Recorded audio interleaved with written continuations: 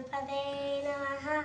ओम भूर्भुवः स्वः तत्सवितुर्वरेण्यं भर्गो देवस्य धीमहि धियो यो नः प्रचोदयात्।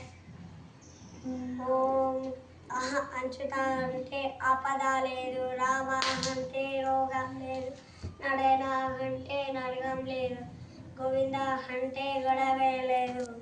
ఓం శ్రీమాత నమః. ఓం గణపతి నమః. మాతృదేవో భవ, పితృదేవో భవ, ఆచార్య దేవో భవ. Welcome to మినిమన్స్.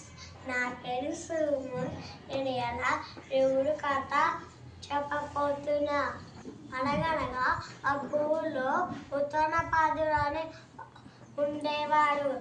ఆయన వాళ్ళకి ఇద్దరు భార్యలు ఉండేవాడు.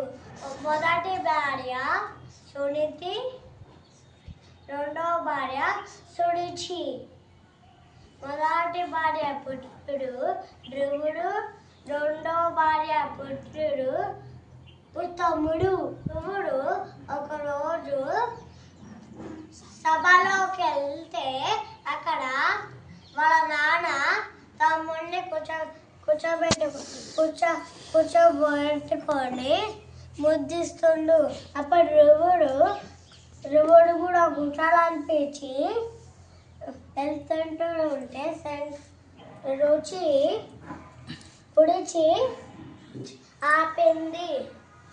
అప్పుడు నువ్వు మీ నాన్న మీద కూర్చోవాలనుకుంటే నువ్వు నా కడుపులో ఉండాలి. నీకు ఇది అదృష్టం లేదు అని చాలా బాధతో వాళ్ళ అమ్మ దగ్గరికి వెళ్తే, నైనా రువా, నీకైనా నాకైనా ఎవరికైనా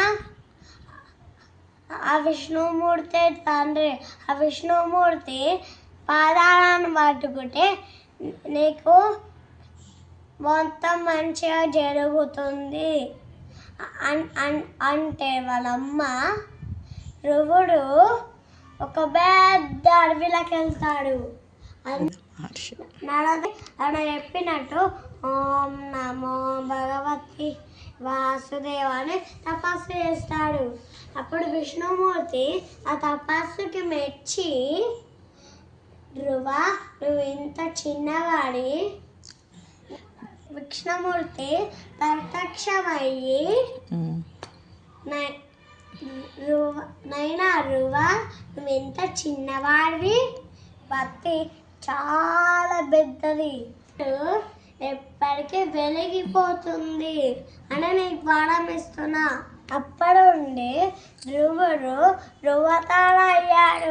మనకి ఈ కథ ఏమర్థమైందంటే, మన మనసు మంచిగా ఉంటే, మన నిత్య బలము బలంగా ఉంటే మనం కూడా నక్షత్రాలుగా వెలిగిపోతాం. Thank you. ఏమైనా తప్పులుంటే మన్నించండి. Thank you. Like, share and subscribe.